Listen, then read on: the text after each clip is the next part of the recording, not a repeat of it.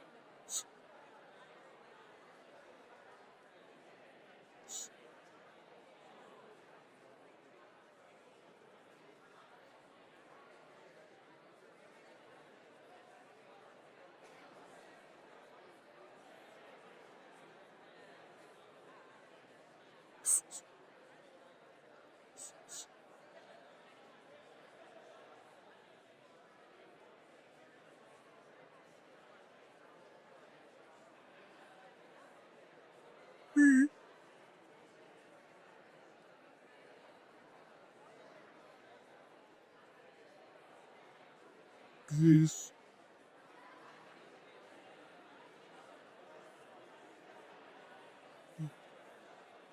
big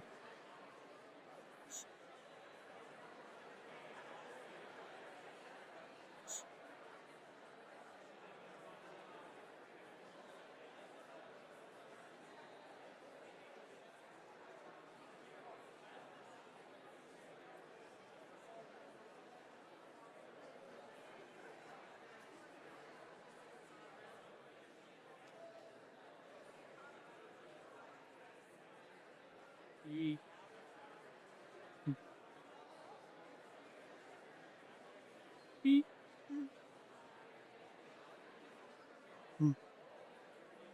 big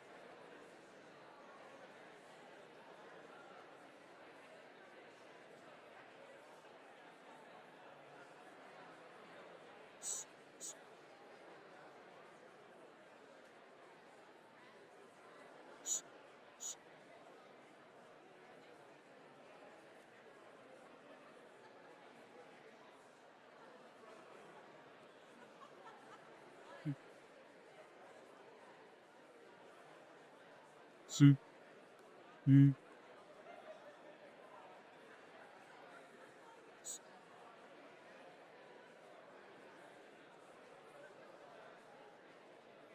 Yeah, it's is is yeah.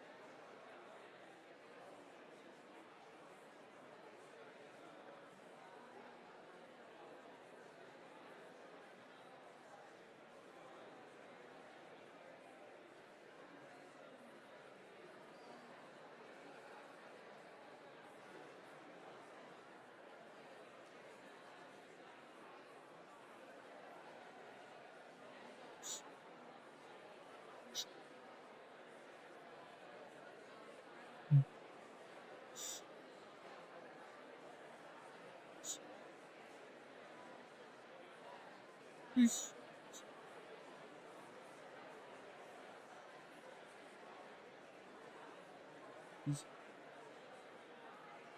is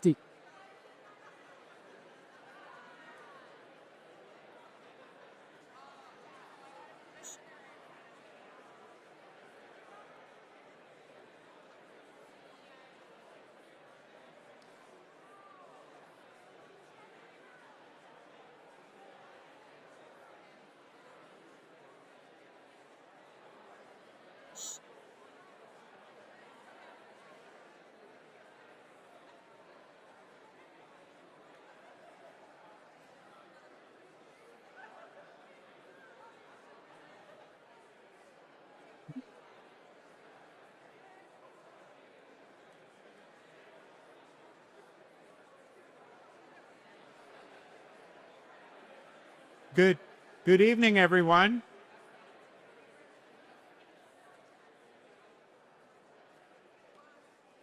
If we could ask people to take their seats.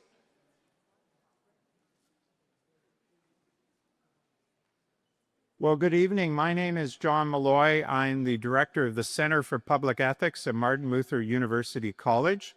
And on behalf of our institution and the Institute for Christian Studies, I'd like to welcome you here this evening for this very special presentation and for the kickoff of our conference, Beyond Culture Wars, Finding Solidarity in an Age of Polarization.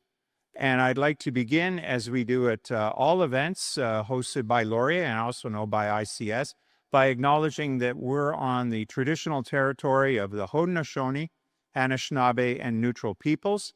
Both Luther and ICS have a strong commitment to right relations with our Indigenous neighbors. And in that spirit, we've invited Darren Thomas, the Associate Vice President of Indigenous Initiatives at Laurier, to come forward and deliver a welcome to the territory. Darren.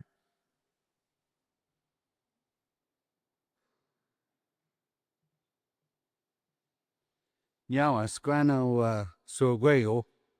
My English name is Darren Thomas. My real name is Yon Jase. I'm under the Gawa or Seneca, and I grew up most of my life at the Grand River Territory of the Haudenosaunee. I wear several hats in both my community, but also at Laurier. We were just teasing at as we were prepping. I have the simple job of decolonizing Laurier. What I've actually framed for the university is to have a look at some very complex concepts around introducing Indigenous thought and philosophy in terms of indigenization, decolonizing, and also reconciling. So it's kind of in that spirit in which I work very closely with Luther and supporting Luther's mission as well as part of Laurier. And any opportunity I come or have to come and visit and share some words and insight, I'm very happy to do so. So I'm going to offer some words in the language, and I will do as best translation I can into English. Nanda negeko te sweto sios kaipoinko awado. Ne handoi canto sa guaidiso su guawi gonohanyo. Ne awesa scano donotanyo. Ne di ne ndoi he ihia ska ndoia hawatni goha. Skada dwadat nohanyo ne toganyo to hawatni goha. Da ne ndwa truwi sa hawenzade. Dono ha dono kwa nego to san ye ha. Ne di ne ndoi he gwego da donohanyo ne toganyo tok hawatni goha. Da ne ndwa truwi Hondai hondanyo touch snegi sa na hawayenan he. Ne di ne ndoi he Ska dieti nohonyo ne toganyo top o watni goha. Dan and wa trovi. Genyo guadage haria yakyono ne diokinyanido. Ne scano donatanyo. Ne di ne ndwe he. Dieti nohonyo haria yakyono diokinyanido ne toganyo top o watni goha. Dan and wa trovi. Said gowana skanadayo. Oi hawana touch what's up. Ne de say hi white what. Seth nasago ye he o hando. A winded friend in yogi. Ne di ne ndwe he. De said one no hanyog. Said gowana skanadayo. Ne to ganyo to. O what he go. Dan and wa trui. How ha ge gau hide hanangre sagwaidiso. Ne so to sando. Ne scanot ad one nundanyo. Ne di ne ndwe he. De said one no honyo, segowana skanadayo, ne togan nyoto o wani goha. Dani to nagat gui ikya, gaiget da ganohanyo. The words I offered for us tonight.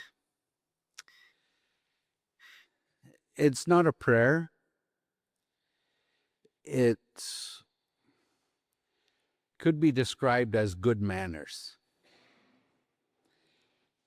When we welcome each other to territory or for ceremony or for any kind of business meeting, even if it's a big family dinner. We're supposed to put our minds in the right place, the way they describe it. When you know and study Haudenosaunee philosophy, the primary understanding of our people is that we should strive for ganaquillo, which is good-mindedness. And it's a balance between your reason and your passion. And that we're provided all these instructions. Everything I shared for you, which I did the short version. If we were to do this proper, it takes over an hour to recite. Because what I did for each of us is I asked us to put into our hearts, put into our minds, the love of this universe and this creation that we have in front of us, and the amazing miracle that we have the opportunity to gather on this day, that we have life on this day. And that's an important part of each of our existences. The moment we awaken and have consciousness every day, we're supposed to say nyawa. We're supposed to say thank you. Because that's a miracle. $5 fine. That's a miracle that many in this world haven't experienced today by just waking up. And the very simplicity of centering your soul around gratitude that we're alive. The opportunity to meet, to make new friends, to gather, to see old friends we may not have seen in quite a while. And as part of this modern world, friends that appear in little boxes for most of the time on Zoom, right? It's always amazing to see how tall people are, right? But we go through these words, and where I cheated for us, I said, Skadiati Nohonia, we give thanks to everything all at one time. But if we were to do this proper, we would talk about our mother, the earth, the water, the four-legged ones, the birds, all the things that grow, the sustenance, the medicines, the trees, and we just keep going right on up into the heavens. And we talk about the four directions, the sun, the moon, the stars, and we get all the way up to that great mystery, Seguaidiso. We don't know what it is. Is it a man? Is it a woman? Is it a thing? Is it the Big Bang? None of us really know. None of us will ever know until we leave this world. But we have faith, and we believe what that is has provided us with all this goodness. And the reason why we do this is because it's far too easy to focus on conflict. It's far too easy to focus on the differences that we have amongst one another. So when we do that ganohanyo, those words of thanksgiving, as I said, it's a matter of good manners and protocol. Because instead of talking about those differences, let's talk about the things that we can agree on. So let us agree that it's good to be alive today. Let us agree that the universe has provided us with everything we need to live a happy and full life. We have everything. That's why for Haudenosaunee, we don't, in all of our ceremonies, we never ask for anything. Because our belief is we already have it. And then to ask for more is kind of rude, right? And there's one time at the end of our 13th moon in our new year that we ever ask for anything. And what we ask is that each of us, including all the life force in this universe, continues to fulfill their role, duty, and responsibility, including ours, which is to be stewards and caretakers of all of those things. So many indigenous people across the entire globe have these type of teachings. We describe them as Ongwehowegeka in my language, our original instructions, the way in which we need to live as a good human being. So at the start of this gathering, I know you have you didn't come to hear me talk. You've got a very special guest that's going to operate as a keynote. And it's just my pleasure to come and visit with you briefly. And John promised next time at 1 o'clock, not 7 o'clock at the end of my working day. Anyway, I can't stay with you for the remainder of your gathering, but it's my honor and pleasure to start you off this way as best I know how, as was taught from my ancestors. Donito.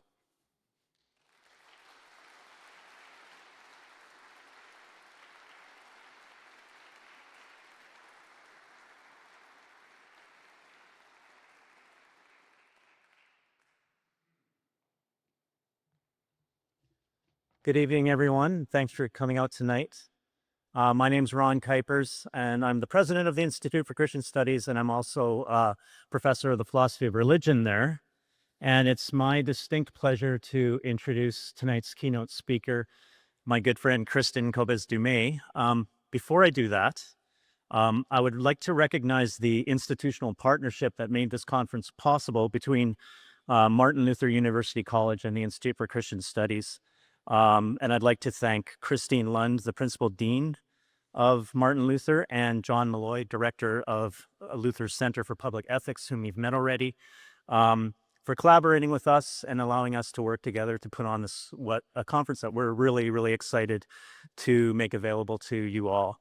I'd like to also extend a special thank you to Darren Thomas for that wonderful welcome we all just heard, which I'll be pondering for a while after tonight's festivities have ended. Darren is, as you know, is the Associate Vice President of Indigenous Initiatives at Wilfrid Laurier University, and it was our privilege to have him open to the conference and welcome us to the land on which we sit. So Kristin Kobes Du Mez. Kristin, you'll be happy to know that I had to buy a second copy of this book because when I was rooting around to do this introduction, I was looking for my copy so that I could look at my underlinings and marginal notes, and then I was in this panic. I couldn't find my book anywhere, and I realized I had lent it out to someone and I hadn't gotten it back. So I got online and I ordered a new copy. So when I talk to you tomorrow, most of my questions are going to be from the introduction and the conclusion. But I assure you I have read the whole book. But we're really excited to have you here. Kristin is a New York Times bestselling author and professor of history and gender studies at Calvin University. She holds a PhD from the University of Notre Dame, and her research focuses on the intersection of gender, religion, and politics. She has written for the New York Times, the Washington Post, NBC News, Religion News Service, and Christianity Today, and has been interviewed on NPR, CBS, and the BBC, among other outlets, including tonight's CBC Radio's Ideas program. She's the author of A New Gospel for Women, Catherine Bushnell, and the Challenge of Christian Feminism, as well as her most recent book, Jesus and John Wayne, How White Evangelicals Corrupted a Faith and Fractured a Nation. So without further ado, everybody, I invite you to saddle up and join me in welcoming Kristin to the podium.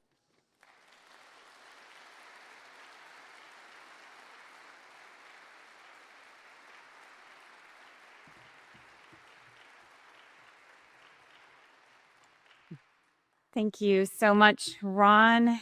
And let me just say, it is good to be in Canada. Yes. And thank you to Martin Luther University College and to the Institute for Christian Studies for hosting this event. I'm new to Martin Luther University College, but I go way back with the ICS. A few years ago, I served on the Academic Senate, but many years before that, I learned about the ICS because a couple of my professors at Dort, back then it was just college, would assign readings. So I read Hank Hart and I read Cal Searfeld. And what I learned was that the Reformed tradition was more capacious than my little sliver of it in Northwest Iowa. And that stuck with me, and it has been important for me to continue to locate myself in that more capacious Reformed tradition. So for all those reasons, it's good to be here with you tonight. Now, actually, when I was an undergrad still at Dort, I considered briefly attending the ICS for graduate studies. Instead, I ended up at Notre Dame, but I was thinking back on that this afternoon and thinking that if I had gone in that direction, I may be better positioned to give an address tonight around the conference theme, Beyond Culture Wars. As it is, I stayed in the States, and we are not beyond the culture wars. Not even close. We are stuck in the thick of it, as you well know. And I'm a U.S. historian, a historian of U.S. religious history. And so I'm not here to tell you about Canadian Christianity, Canadian evangelicalism. I'm here to tell you about what's been going on south of the border, or let's see, west of the border, I guess. I'm from Michigan.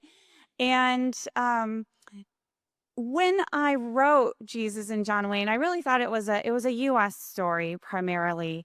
But not long after the book published, I started hearing from Canadian readers saying, we've got a lot of this stuff going on our side of the border as well. And this is actually spilling over the border. And to that, I would say, I'm sorry. But what I'm going to do today is give you a kind of close-up view of the dynamics inside U.S. Christian and particularly white evangelical spaces. And hopefully what you'll see, or what we can learn here from what's been going on in the U.S., may prove useful to you. Because it's true that U.S. evangelicalism, as I define it or describe it in Jesus and John Wayne, it's diffuse. Evangelicalism I treat as a series of networks and alliances. Think ministries, conference circuits, popular culture, right? Christian publishing, Christian radio, television, music. And this cultural evangelicalism crosses borders. And not just the Canadian border, but I hear from Australian Christians and Brazilian Christians and British Christians and Chinese Christians, all experiencing this kind of imperial U.S. evangelicalism. So, first, a bit of a review. What are we even talking about in terms of the state of U.S. evangelicalism? Just to be clear that we're on the same page. Many observers agree today that American democracy is hanging in the balance, in no small part due to conservative white Christians, white evangelicals in particular. A little background. In 2016, of course, you probably heard that around 8 in 10 white evangelical voters chose Trump, support that proved absolutely crucial to his victory. 4 years later, that number held steady, and predictions are if Trump is going to win in 2024, he needs to up that number to around 83 or 84%. A few more statistics before we get going. Despite Trump's 2020 defeat, 60% of white evangelicals believe that that election was stolen from Trump. 31% of white evangelicals believe that, and I quote, true American patriots may have to resort to violence to save the country. We also know that white evangelicals have a penchant for nationalism, nativism, and authoritarian populism. They show a preference for rejecting political compromise, for strong solitary leadership, and for breaking the rules when necessary. All this from survey data. As of a few weeks ago, we're seeing now more than 100 conservative organizations coming together, including many leading evangelical groups, and they're joining forces behind what's called Project 2025.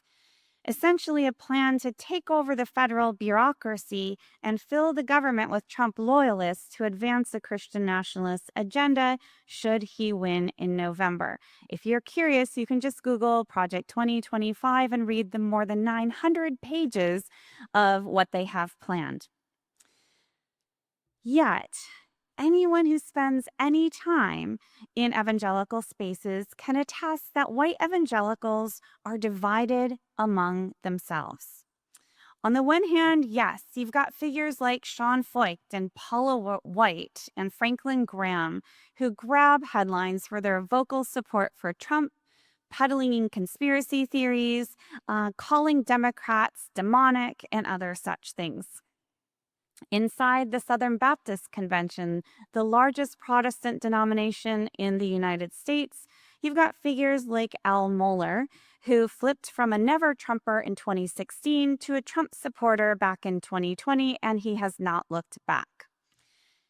On the other hand, we also have prominent evangelicals like David French, Russell Moore, and Beth Moore, who continue to push back against the whole-scale evangelical capitulation to Trump in alignment with reactionary politics.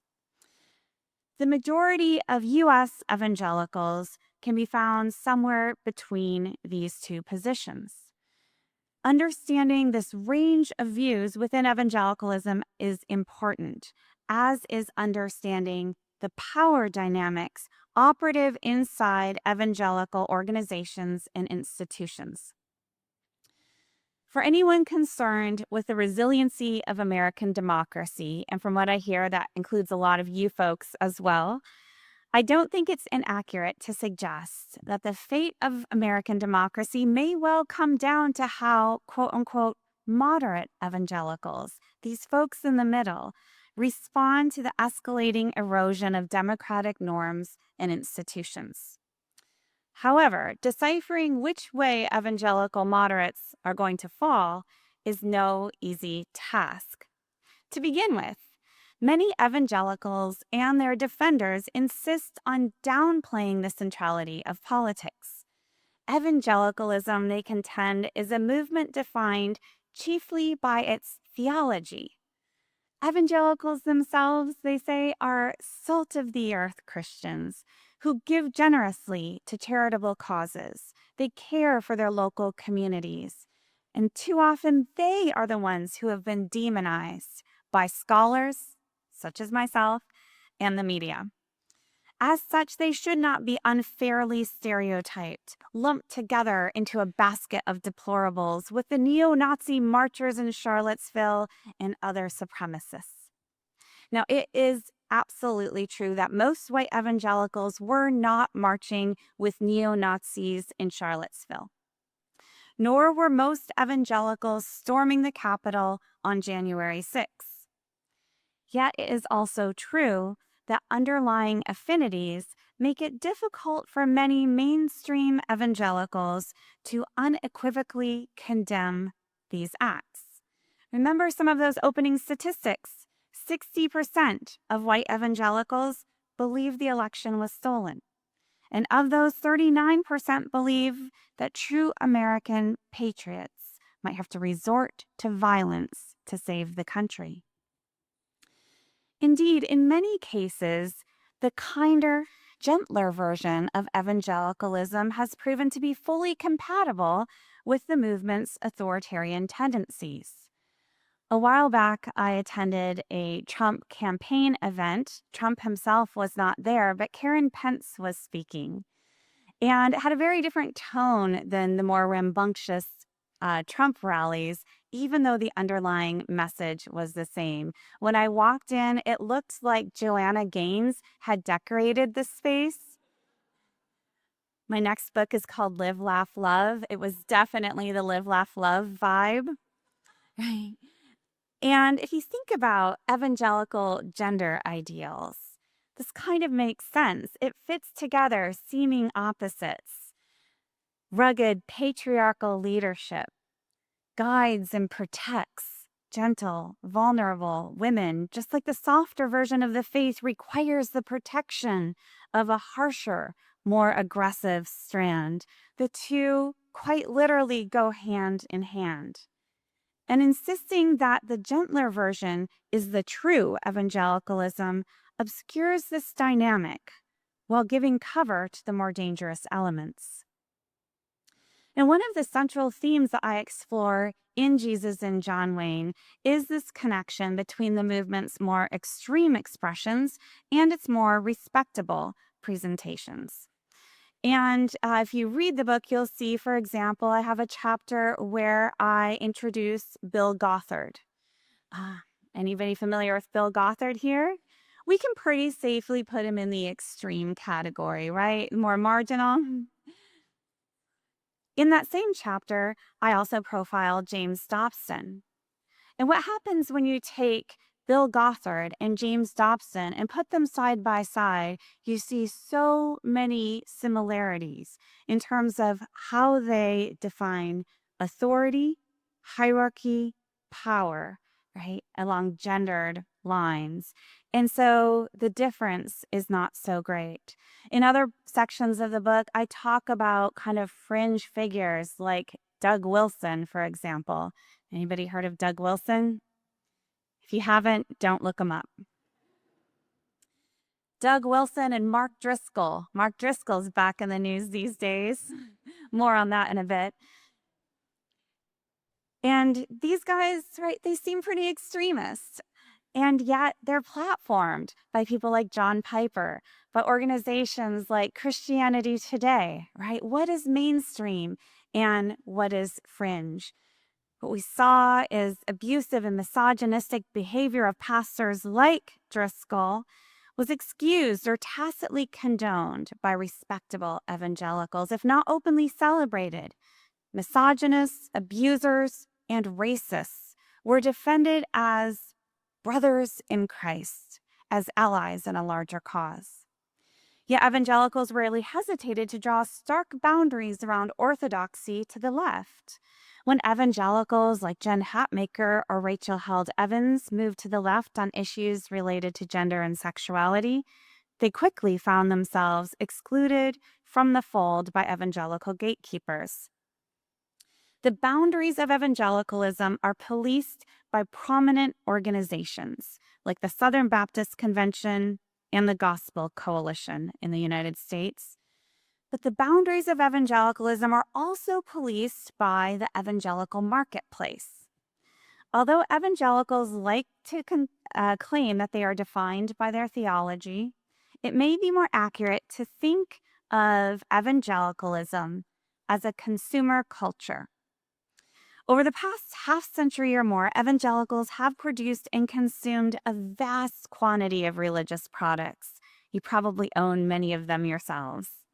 Christian books, magazines, Christian music and movies, radio, television, ministry conferences, and home decor. It is through the expansive reach of this evangelical industrial complex that white evangelicalism shapes the religious, cultural, and political identities of hundreds of millions of Americans, and Canadians, and Brazilians, and Australians, and can go on and on. A whole lot of the Christian publishing industry outside of the United States is dominated by U.S. evangelical books published in translation. It's really hard for local works to kind of stand against this onslaught of the U.S. Christian publishing industry. Now, alienating a loyal conservative base can have devastating financial consequences. And I will have much more on this in my next book. But a recent interview I conducted with somebody who works at a Christian media organization was revealing to me. What they told me came through their internal messaging. You don't have to agree with this. And by this, they meant kind of pro-Trump MAGA agenda. You just can't speak against it, and then you'll be fine. And I think that characterizes well the dynamics within a lot of evangelical spaces. If you don't agree with us, keep your mouth shut, and you'll be fine. Within institutions and organizations, too, conservative donors and constituents often hold decisive power. In the United States, nonprofits like Bethany Christian Services and World Vision face swift backlash after shifting to more progressive stances on LGBTQ rights. The latter quickly recanted. Major Christian news organizations, such as the Christian Post and World Magazine, have pushed out established journalists who refuse to toe the pro-Trump party line. Similar stories abound at the level of the local church. As one evangelical pastor told Pete Wehner, a former speechwriter for George W. Bush, nearly everyone tells me there is at least a small group in every evangelical church complaining and agitating against teaching or policies that aren't sufficiently conservative or anti-woke. Now, the fact that this prominent figure in the evangelical world felt the need to speak anonymously reveals the nature of these power dynamics. A while back, I spoke to a large group of evangelical pastors. Now, having written the book Jesus and John Wayne, I never take for granted when I get to speak in front of evangelical pastors. It was not a given. And when I spoke to them, I started off by affirming just how hard it is to be a pastor right now. Any pastors in the room? It's pretty rough. Many pastors are at a loss.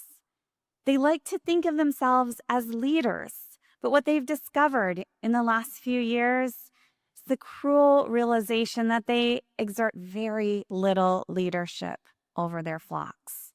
2016 was a humbling time for a lot of evangelical pastors. In fact, this was already apparent in 2015 when we were seeing grassroots support for Trump welling up in evangelical spaces. In 2015, already Washington Post was reporting on this, but Russell Moore, at the time, one of the most prominent leaders formerly of the SBC, he just wasn't buying it. He called it the reality TV phase of the campaign. He said he hadn't talked to a single pastor who was supporting Trump. Leaders like Moore came to see that their endorsements meant little. Evangelical activist Randy Brinson said at the time, "It is the most amazing thing I have ever seen. It's like this total reversal of the shepherd and the flock." Now, this reality has been difficult to accept, perhaps especially for a generation of pastors who had attended wildly popular conferences on leadership and consumed countless resources affirming their divine call to leadership. Maybe those books and workshops on leadership, and maybe also those on church growth, maybe those were part of the problem. Too often, what was packaged and sold as spiritual formation was in reality part of an industry, a billion-dollar industry where conferences, books, resources, platforms, donations, and even tithes are all sources of revenue. Now, evangelicalism is more than this, but it is not less than this. I told pastors in this group that if they were finding these times challenging, it might be helpful to keep in mind that they are up against an industry. Now, pastors often like to blame the secular media. In the United States, we're talking Fox News and Rush Limbaugh and Tucker Carlson, and they blame them for discipling the flock. right? These guys get their parishioners far more hours of the week than they do on a Sunday morning. And they're absolutely right. But it's not just out there, it's also inside popular Christian culture, Christian radio, Christian publishing, organizations that platform preachers and sell products. Pastors aren't just up against an industry, they are part of an industry. It's always a good idea to follow the money. Who is making money? What is required for access into places where the money is made? What price do people pay who interfere with the people making the money? A lot of things are marketed and sold, and a lot of money changes hands under the guise of ministry. Now, pastors aren't just up against an invisible hand of the market. If you push back against the status quo, which in white evangelicalism means against conservative politics and against an alignment with the Republican Party, and there's a long history here, you are going up against extremely well-funded and well-organized political networks. Good-hearted evangelical pastors may think that the answers to our toughest questions are to be found in opening the scriptures and reading theology, seeking truth in community and in light of tradition. But that is not how this game is being played, at least not by some of the players, and maybe not by the scorekeepers and refs, and it hasn't been for a very long time. While many are operating with sincerity and in good faith, the playing field has been circumscribed, the rules established to benefit some at the cost of others. The interest is not in fair play or in genuine faith-based inquiry, and this to the great detriment of the church. Decades ago, Christian college presidents knew to fear James Dobson. Cross any number of lines, and he would make sure your donors would dare to discipline you. Organizations that adopt more progressive positions on LGBTQ face brutal backlash, for just one example, but this is not an organic grassroots response. There is an organizational scaffolding that goes back decades to coordinate these responses, and they follow a common playbook. Well coordinated here. We're talking about the history of the Christian right. We're talking about networks, organizations like the Council for National Policy, bringing together for decades now a secret list that every once in a while gets leaked, conservative politicians, influential donors, policymakers, right, pastors, the whole group brought together in a network.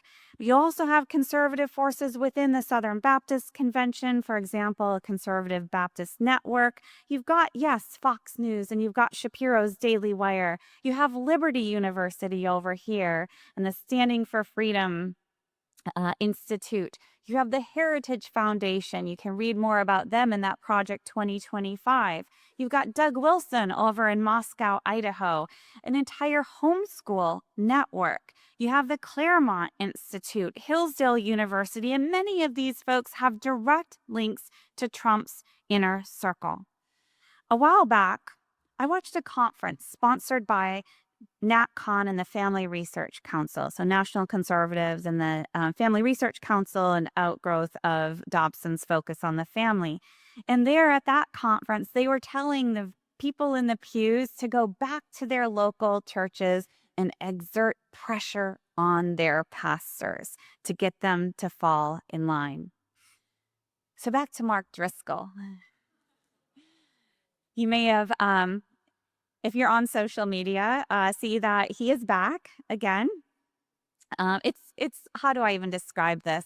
Let me just say that a few days ago, I was in Grand Rapids and driving my youngest from oboe lessons to McDonald's drive-through, her after-lesson treat. So we're in the drive-through and I see a call coming in, and I saw who it was, and it's a national religion reporter. And I thought, I think I've got time to take this quick, and put him on speakerphone. And the question I got was, Okay, Kristin.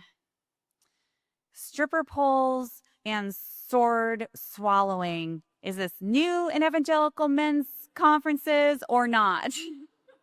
And my 10-year-old did not even bat an eye. Power dynamics inside these spaces, from pastor to pastor even. You can Google that. Be careful with how you Google it, but you can find it and see what I'm talking about. But a couple years back, we had another glimpse at how these dynamics play out inside these spaces and among and between pastors and leaders. When one evangelical influencer, Kosti Hinn, felt compelled to call out publicly another, Doug Wilson, despite sharing common cause in the culture wars. Now, because this time it played out on social media, it offered a fascinating glimpse at the risks entailed in these circles by disagreeing with powerful men. What happens when one refuses to ally with men, regardless of character, to pursue larger aims, theological or political? Well, here we could see, because on his podcast, popular podcast, Hinn explained why he felt compelled to call out his brother. What he said was, if we claim gospel fidelity, if we claim that we are men of character, and we point out and refute those who are not, then how dare we embrace those who do not hold that truth in the way they carry themselves? He went on, I'm done with playing the celebrity Christian game, though, where we overlook sin and unholy alliances for money, mutual back-scratching, and the anti-woke movement. So he was calling out Doug Wilson for his behavior. And I would point you to the episode of this podcast online, except it's no longer available. Hinn was pressured into removing it very quickly. I foresaw this, so I saved a copy. Very quickly, he made nice with Wilson, who posted a video joking about how he had doxed Hinn, all in good fun. Now, this was a rare close-up look at how power operates inside these spaces. Usually, all this happens behind closed doors.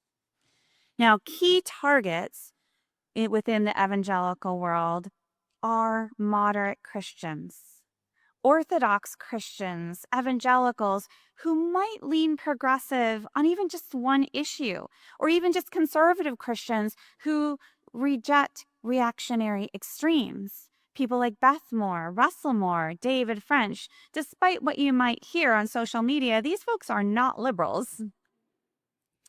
People like Phil Vischer, Holy Posts, and yes, on occasion, myself.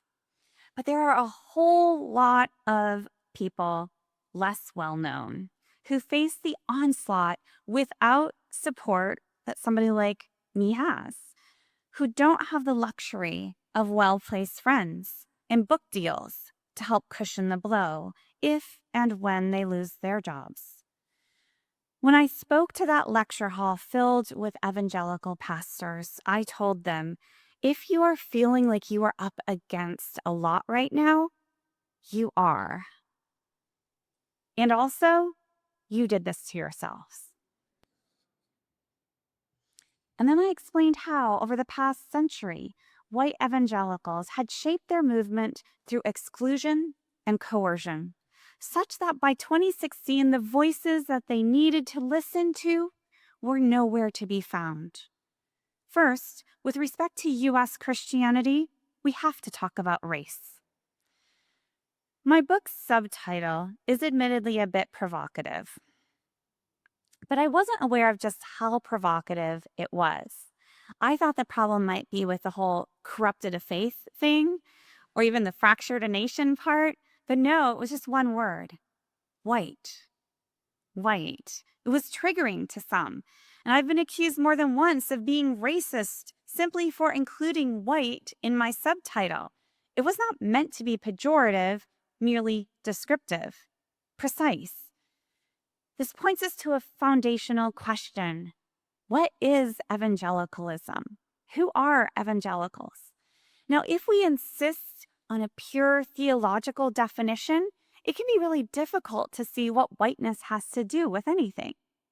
that if we think of evangelicalism as a historical and cultural movement, whiteness becomes visible, if you know where to look.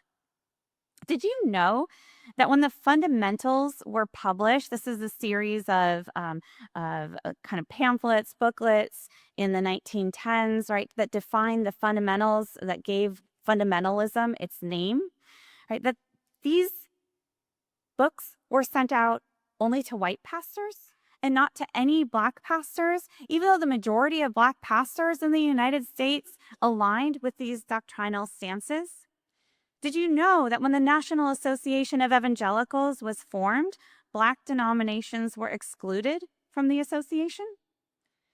Did you know that when racial justice surfaced in its early years and in conversations among the founders of Christianity today, it was deemed too divisive to engage directly? Now, those with openly racist and segregationist views, they were kept inside the fold. Black pastors were kept at arm's length. Now, historian Jesse Curtis has shown us how the myth of colorblind Christians came to dominate white evangelical understandings of race and foster in them a benevolent understanding of themselves, a belief in their own righteousness and innocence. And people of color who bolstered this myth were welcomed and platformed, and those who challenged it were ushered out the door. Now, I've got nothing against CRT per se, but this is not CRT. It's basic U.S. history and the history of U.S. evangelicalism. Now, when Jesus and John Wayne released, I, within about 2-3 days, started getting letters from readers. And people assume that I get a lot of hate mail. I don't. I get almost no hate mail, but I have gotten thousands of letters, thousands now, from readers, most of which say some version of the same thing. This is the story of my life.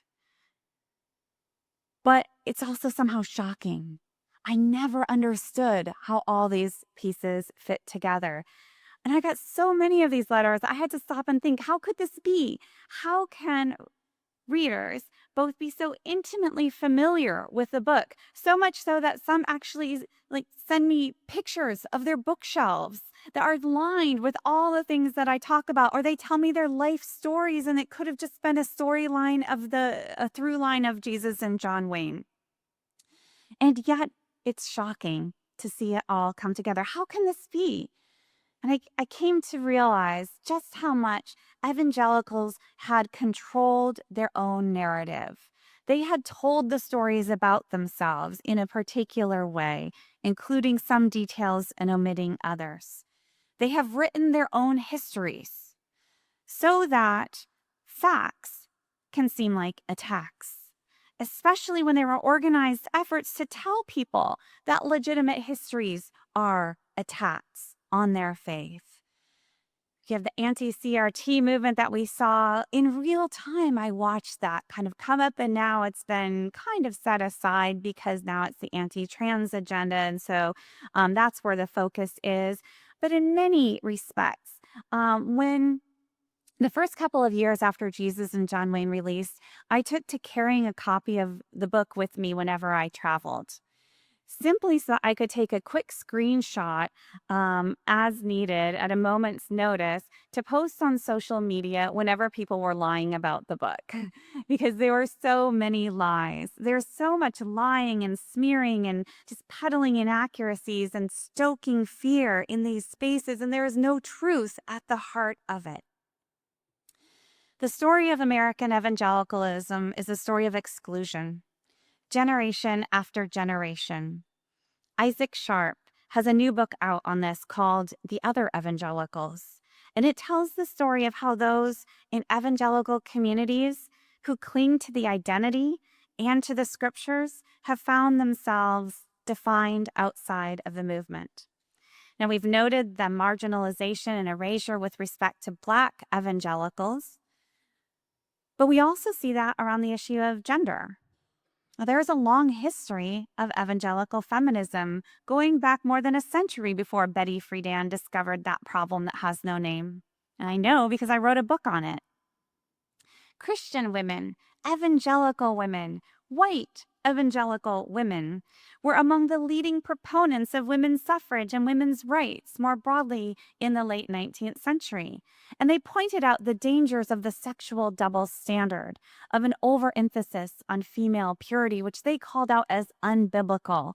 They offered sophisticated theological critiques of Christian patriarchy, and they were thoroughly evangelical.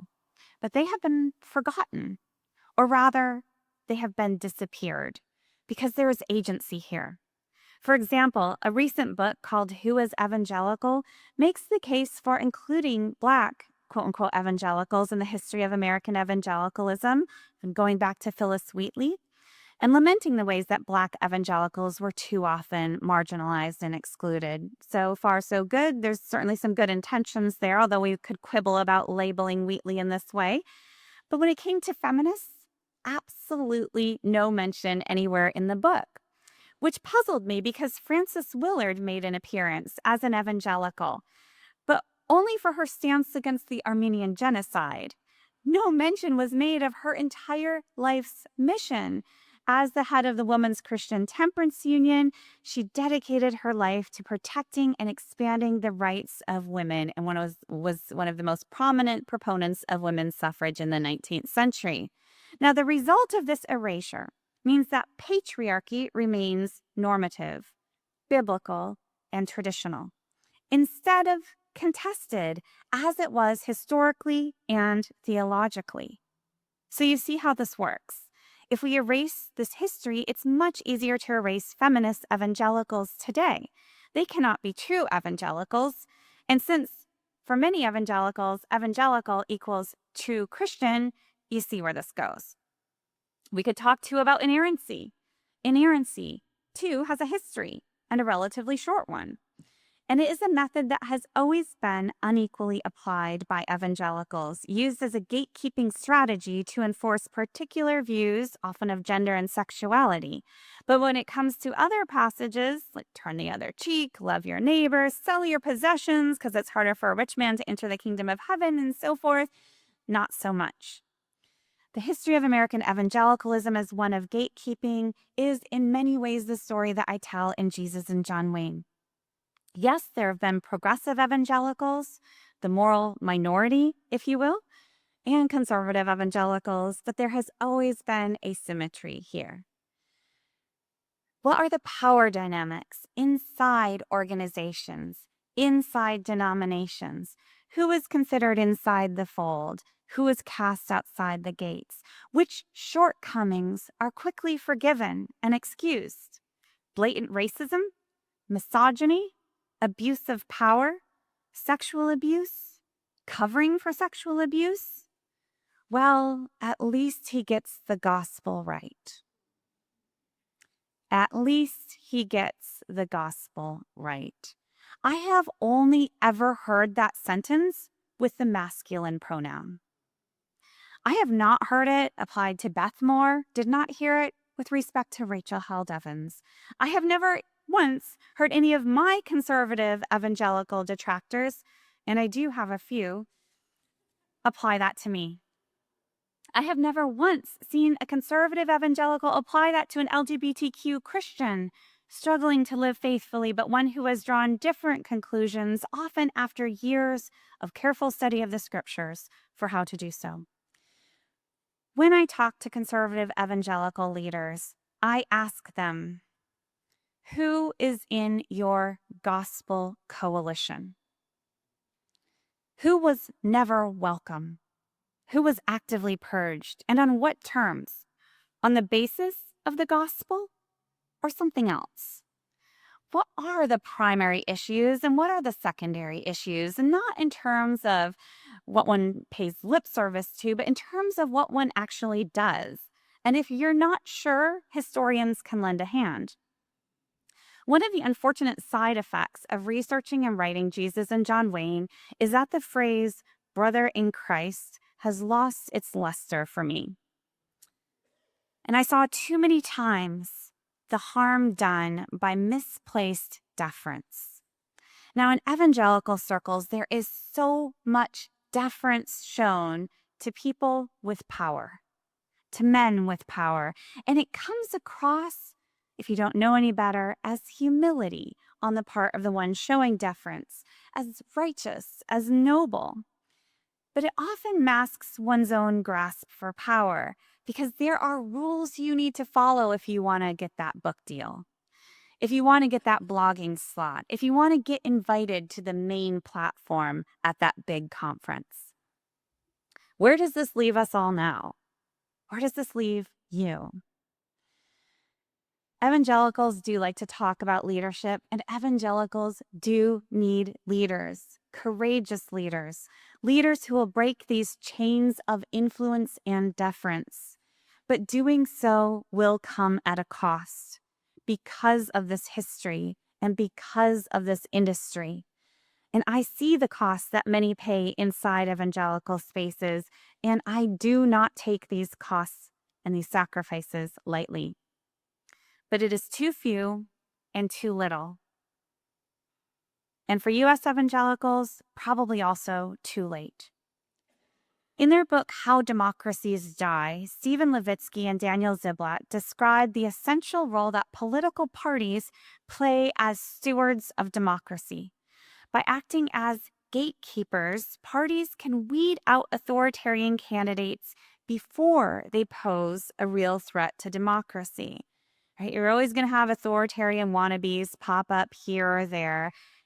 What it comes down to is how political parties respond, but timing is everything. As establishment politicians in places like Germany, Italy, and Venezuela discovered too late, there is a window of time when it's possible to rein in potential demagogues. The same logic may well apply to the evangelical world. For too long, evangelical gatekeepers failed to denounce and expunge extremists. Too many evangelical leaders turned a blind eye to white supremacy, nationalism, and abusive cultures in their own midst, in the interest of culture wars coalition building, even as they were quick to exclude or purge those who might have helped them do so. And now these very establishment evangelicals, they are the ones being removed from their positions of power. Look at Russell Moore. And others learn to keep quiet or switch sides. Look at Al Mohler. Too late, and also maybe too little. How many of those, even those who have taken courageous stands, have genuinely reckoned with their own complicity in bringing us where we are now? Now, of the very high-profile evangelical dissenters, I am aware of one who has publicly and painfully interrogated their own complicity, and that is Beth Moore. And this is why it's hard to be optimistic. So often when I speak, I'm asked to end on a hopeful note. But the truth is, when I look at this history, when I look at the current landscape, when I take account of these power dynamics, and when I see so little courage and so much pursuit of comfort and protection of power, I am not optimistic for change. There is no quick fix here. And when evangelical leaders ask me what can be done, I tell them with great appreciation for those willing to ask this question that until they have a clearer understanding of how we got here, they are not going to be able to make a dent in it. By relentlessly excluding some and tolerating and platforming others, by excluding voices who could have moderated and challenged, by excusing and embracing others, but only in one direction and always for the sake of power. And until they reckon with that history, any effort to rebuild will likely produce more of the same. So what can the rest of us do? This keeps me up at night. As a historian, I specialize in diagnosis, but I worry that in this case, the diagnosis might be working at counterpurposes to the cure.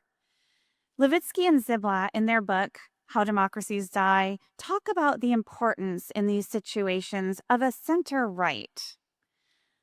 The health of a center right can often forestall authoritarian takeover. We're talking moderate evangelicals. I do think our democracy is teetering on the brink in the United States, and there is a delicate balance. In the US right now, we need to call out the idolatry of Christian nationalism, but also give patriotic Christians an off-ramp. We have to distinguish between views we disagree with and those intent on actively undermining our democracy. We need to mobilize, we need to vote, and we need to build coalitions across difference. We need to be clear-eyed about the challenges we are facing, but also strategic. What we need now isn't more call-out culture, more alienation, certainly not more condescension and mockery. What we need is something more mundane, tolerance. And frankly, this is where I would like to see some of the Canadian influence cross the border into US evangelicalism. We could benefit from the wisdom and spirit of Canadian evangelicalism, Canadian Christianity. Traditionally, culturally, not just within Christianity, but within the country, a much greater emphasis on community and less so on individualism and rights. And we could definitely benefit from an infusion of such things at the moment. We need tolerance, respect, and resilience. We need to seek truth and grace and hold those together, to stand firm and to speak the truth even when we're uncomfortable, but also to build bridges, maintain relationships, and invite others into our spaces and into our coalitions with open arms. Now, what's especially lamentable is that it's so often Christians who are the ones driving the polarization. Christians who have utmost confidence that God is on their side, their personal side, who conveniently forget that their own theology teaches them about their own fallibility, who prefer division to unity, who demonize, sometimes quite literally, political and theological opponents, who stoke fear and division in order to raise money for their organizations and consolidate their own power. And as a Christian, I stand here to say that this is not the way of Christ, and it is not who we are called to be. And so as I close, I'd like to suggest that instead of a gospel coalition that is nothing of the sort, I wonder what it would look like to have a true gospel coalition in the spirit of John 17. You remember the passage before Jesus ascended to heaven? He prayed for us, for all those who would come to believe through him. His prayer was for us to be one as he and his Father were one, so that we too may be brought to complete unity. Then the world will know that you have sent me and have loved them even as you have loved me. So I'd like to leave us today on both sides of the border with the challenge of living into this prayer, this call for unity, witnessing to this love, a John 17 coalition, a true gospel coalition. Thank you.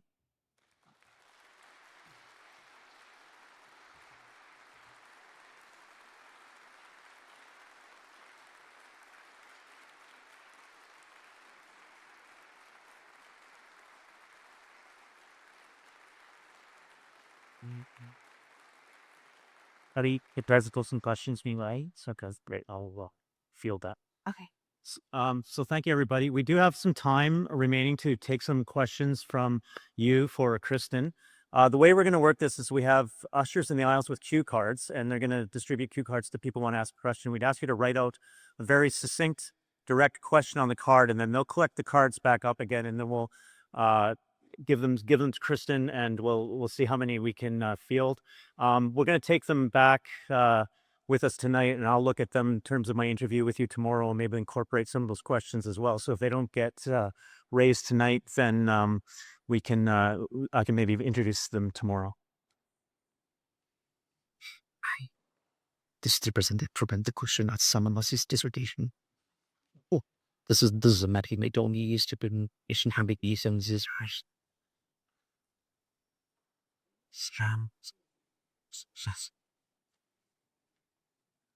Who's not asked Hector about this?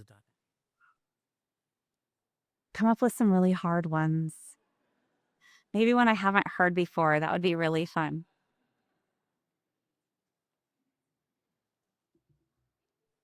Mm.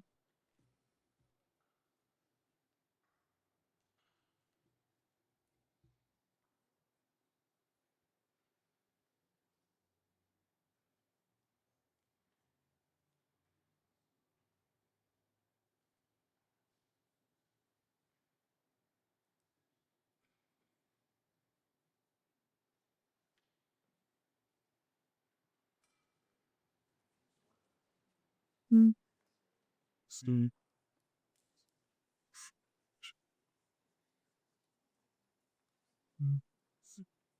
Space.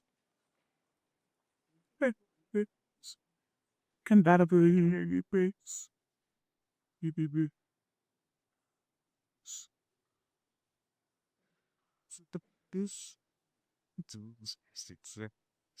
Great. Or why don't you start, and then they can keep bringing up. Okay, so I have a couple here. A few more coming in. Here's a question: how have you been able to avoid being silenced? Oh, how have I been able to avoid being silenced? First, I think I was born this way. I know there are some folks here who go way back to my dork days and probably knew me back then. I'm kind of wired for this. Fortunately, it turns out I also have a very thick skin, because usually the silencing isn't, at least at this stage of the game, it's not usually coercive. It's you don't want to make waves, right? You don't want to offend people. You don't want to lose friendships. You don't want to be that person, right? It's just so much easier to keep your head down. And as I was researching Jesus and John Wayne, it was actually the point I made about this deference to authority. I started to see that and I started to understand, and I saw it just in general in like pastor kind of circuits, but then also very much if you've read the book in that last chapter on abuse and how abuse, horrific abuse, was covered up by good Christians time and again. This wasn't like a one-off. This was repeated patterns, and I had to wrestle with that, and I saw that deference to those with more power. And at some point, I just decided over the course of writing the book, and that chapter in particular, that chapter was grueling to write, to edit, to research. It was just grueling. More than once I asked my editor if I'm like, does this really have to be in the book? And he's like, yeah, it does. It was just agonizing. And at a certain point, I just decided I am not going to show deference to these powers, right? I'm just not going to do it. And that was kind of the spirit of the book, if you've read it. One of the first reviewers that came out described it as urgent and sharp-elbowed. And I loved that. I thought, yes, that's exactly right. Somebody has to just come in, and so often in these evangelical spaces, and in not just evangelical spaces, but yes, it may be especially evangelical spaces, the pressure to be nice, to be again deferential, and any criticism is taken as like threatening the witness of the church, threatening the witness or the man's ministry, threatening God's work. And to that, I would say Rachel Denhollander is my hero. And a line that I quote in the book that I consider the moral heart of Jesus and John Wayne, and really that motivates me in so much of what I do, is that the gospel of Jesus Christ does not need your protection. Jesus asks us to do justice, right? And what does that require of us? To tell the truth. And that's what we're called to do, right? Gospel of Jesus Christ does not need your protection. So speak out. And I mean, so far, so good. We'll see.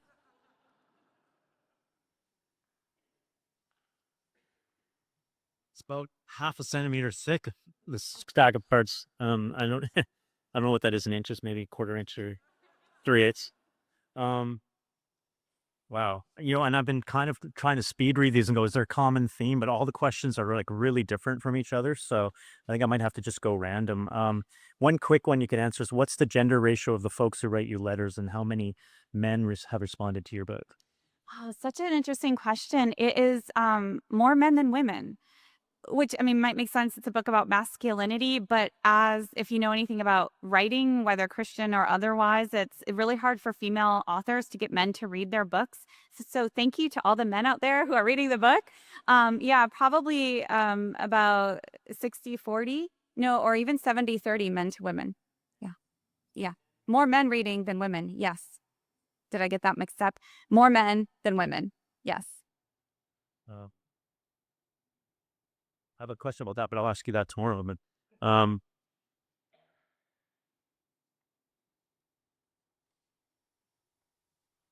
there was a question about Gen X here that I wanted to ask. Oh, here it is, because I'm from Gen X. I was abandoned by my parents, told to come back home when the lights came on, and had to drink from the hose and all that stuff. So in today's climate, Gen X finds themselves distancing from religion due to their ideologies not reflected within their place of worship or the ideas they grew up learning. How do you think we can change this to provide more community within church, etc.? Oh, I don't fix things. I just describe what's broken. But kudos to whoever asked that question. This is the first question I got about Gen X. Nobody ever notices us. Nobody ever cares about us on the things they've done, and then the kids these days. And I often think if you just put Gen X in charge, we could solve this thing. Cute. That was an artful dodge, wasn't it? I wouldn't. Yeah. So no, I don't remember. The seriousness of the question was about churches. I mean, it's not just Gen X who are walking away from churches right now. It's not, and there's all kinds of data coming out right now. Gen X and younger and older, you're just seeing this emptying of churches, and I don't know what to make of it. I look at the surveys, I talk with folks. It's not necessarily a bad thing to have people leaving churches. I'm probably going to get in trouble for saying that. But sometimes, faith can be strengthened in other places. I'm a faithful member, attender of my local church, so I don't want to diminish that, but I don't think it's necessarily, always the crisis. That there can be a purifying and renewing that happens when people walk away and then seek something maybe more authentic. So I think it's actually, I would say to religious leaders in the room, it's really the time to experiment with new ways of shepherding and of drawing in those who are walking away. So one question I saw repeated is a question I plan to ask you tomorrow. So you don't have to answer it now, but it maybe plant the seed for tomorrow's discussion. But it's how how you prevent yourself and your message and story from being sucked into the very culture war that you decry and want us to move past. So Yeah. that will be something we'll talk about tomorrow. But just to let people know, there's both few different variations of that question in here. And we will get to that later. Here's an interesting one. Kristin, as a parent of young children, I wonder a lot about how we could be parenting children from a young age as Christians to refuse to show deference to the idolatrous white evangelical powers. What ideas or suggestions do you have for parents? Oh my gosh, as a parent of 3 kids, I try to never give parenting advice. It's humbling. So each situation is just so different. Each child is so different. What I think, if I have 3 kids, and if I had 2 and not one of the ones I will not name which birth order, I would freely give all the parenting advice, and I would tell you exactly how to do it. But thankfully for the world, I have this other one. I'm just going to keep my mouth shut. But so each kid just, I think, receives things differently. But one important thing I think is to um, to make sure that you live in community with people and people of faith who are not exactly like you. And so much of US evangelicalism, I'm not quite sure how much this pattern is repeated, but in the US, we have a longer history of racial segregation and geographic, right, segregation, and then church and denominational, going back to the 19th century and even before. We have long histories of embedded in our landscape and our geographies and our denominations and communities to stay separate. And then I had this throwaway line about the church growth movement that absolutely reinforced that the key to growing your church is having all the same kind of people in it. So white middle class is the best because you're going to get the most money and your church is going to grow the fastest. And so that sanctified this kind of segregated churches. And that was all the rage and still is kind of the conventional wisdom. That kind of stuff creates the kind of the faith traditions then that do have a lot of blind spots and allow people to think that their tradition is true when it is just one expression. And so the more that you can be with people who are not just like you, and then I guess probably the obvious is to live your faith really authentically and deeply in a way that, it works for you. I have a church. I'm very fortunate that I absolutely love incredible preaching, liturgy, music. It's hard to find those sometimes maybe. And my kids don't like going. Um, but I tell them, there are so many terrible churches out there. You have no idea what you're getting. So you got to be here on Sunday morning with me, right? I mean, kind of lighthearted, but no, I do tell them that regularly. Like, every family has to kind of figure out what works, I think, and different things are going to work for different kids, and then you're going to have to just kind of let them go, and then hope that they find their way in a way that's really authentic to them. Oh, and then I pray all the time, right? So I managed to collect a series of thematically unified questions. Before I get to that kind of question complex, I kind of like the sauciness of this one. I want to see how you respond to it. Given Beth Moore saved the Christian publishing industry during the 2008 recession, and she has now fallen out of favor, does the evangelical industry think it should rid itself of this money sourced from a sinner? Can we make sure that's on the CBC because that would be great? Oh, right. Yeah, it's all great, and the money is it's been pocketed, and I'm sure there's all kinds of justifications that that's doing the Lord's work. But the person can be thrown out on the curb.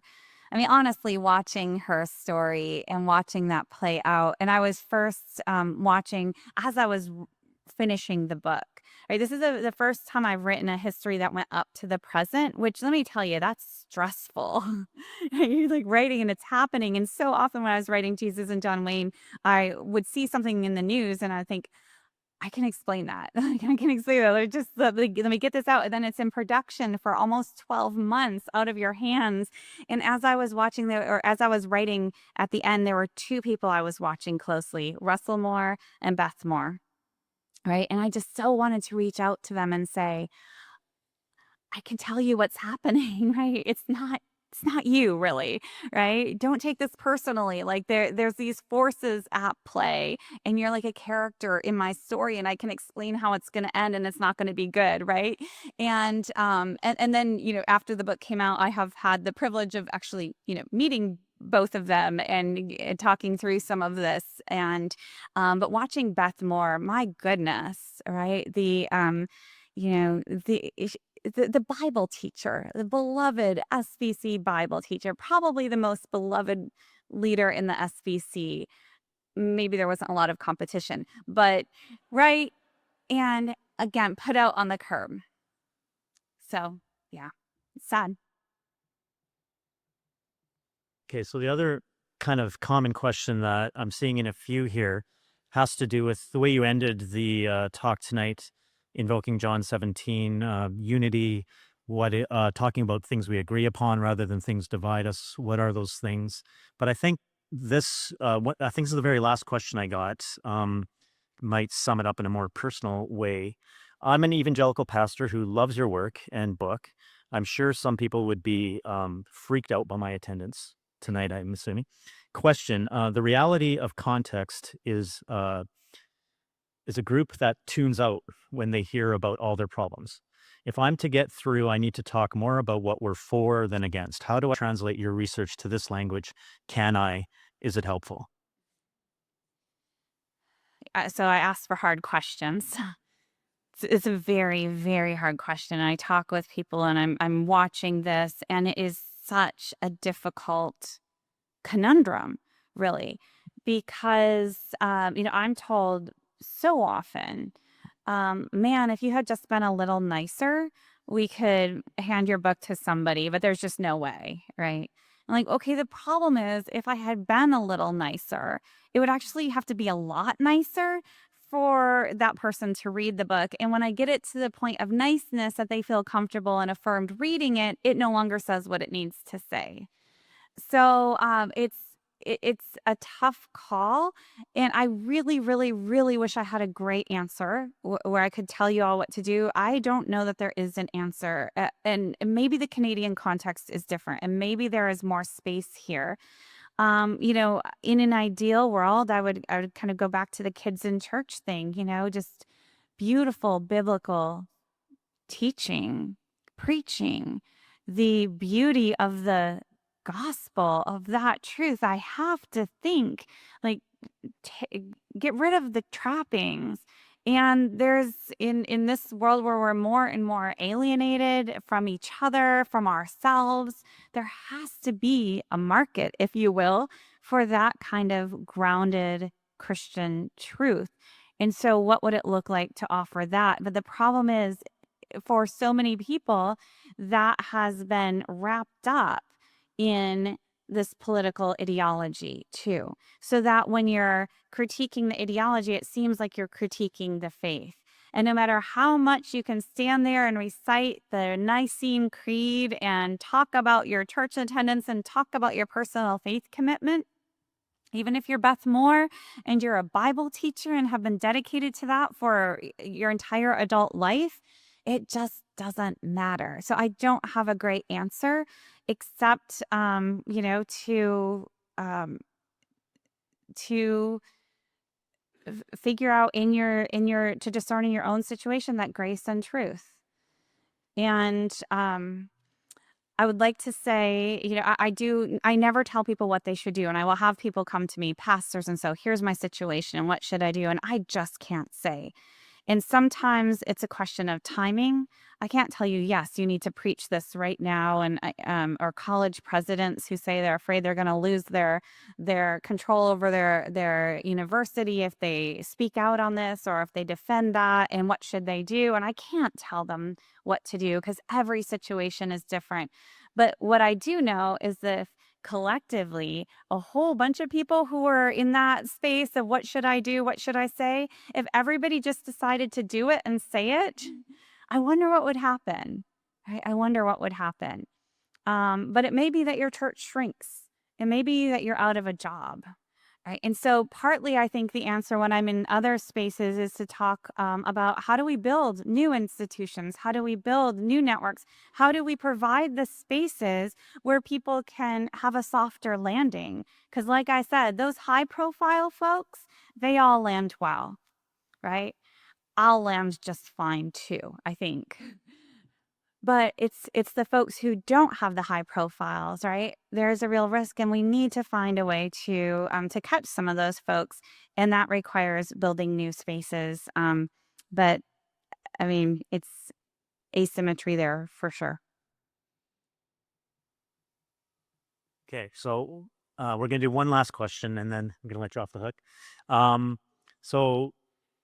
This question is, this is an interesting question. Do you see a role for active deconstruction of systems, beliefs, etc., as part of quote unquote care?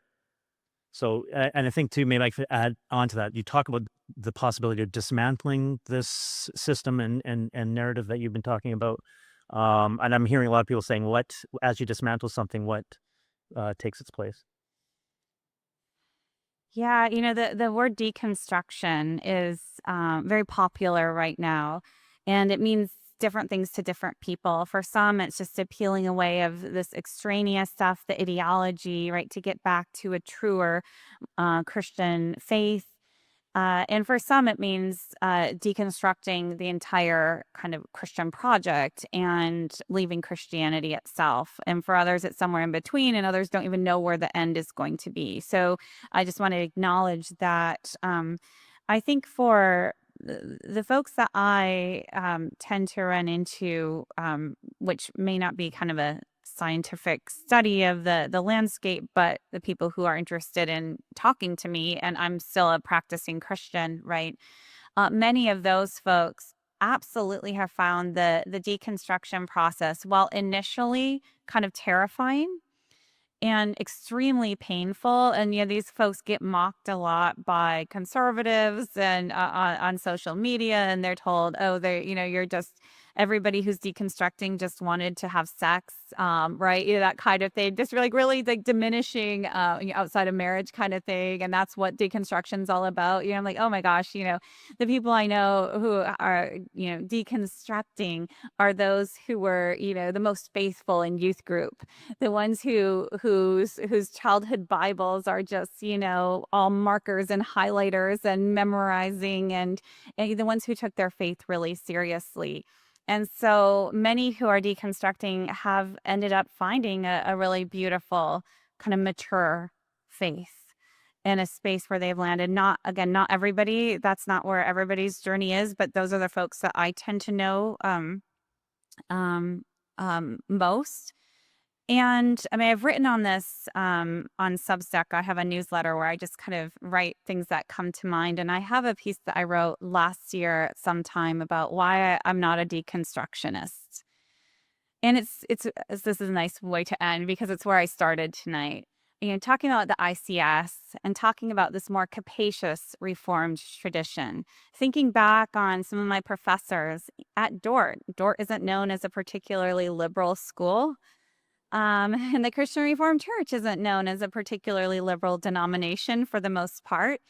And I learned there a beautiful faith, and I still hold to that faith, and I still stand, I insist in that tradition of justice, of shalom, of all of life, right, lived before the face of God, and of striving to be obedient. And this is still a faith that is beautiful and precious to me personally, and emotionally and intellectually, right? So I still stand in the tradition. I insist, even if some folks in that tradition insist that I do not.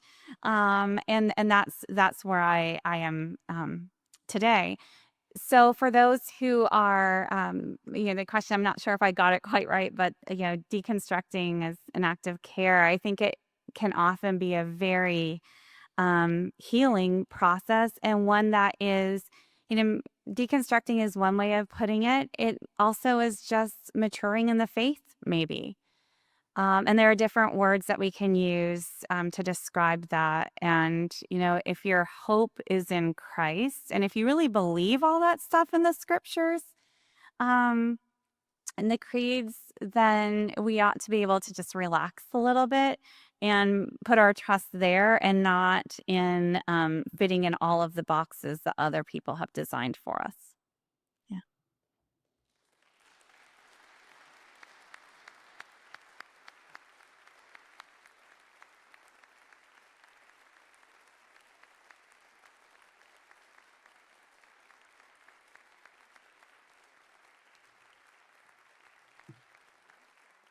So I was going to say join me in thanking Kristin, but I think we just did. So thank you very much, Kristin, and she'll be around for tomorrow and Saturday too. So and thank you everybody, and have a great rest of your evening.